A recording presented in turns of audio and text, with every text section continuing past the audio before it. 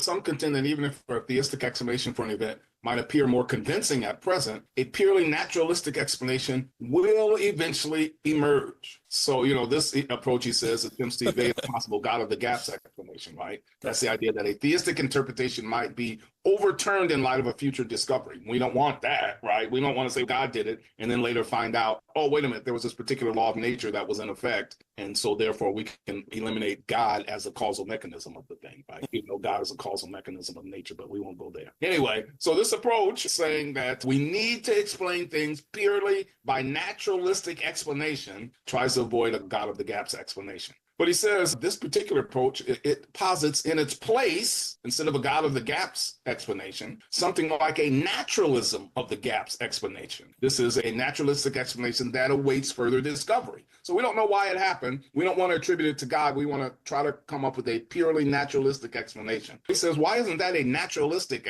of the gaps explanation, right? It presupposes that only a theistic explanation bears any burden of proof. Both the theistic explanation and the naturalistic explanation needs to be shown to be the case. And so why eliminate one over the other? And so this approach with regard to only natural explanations, what we're going to consider, because they will eventually emerge and crowd God out. He says this approach is not a neutral approach. It simply works from the presupposition that theism is a philosophically illegitimate explanation, and therefore we shouldn't use it. And of course, he's asking why.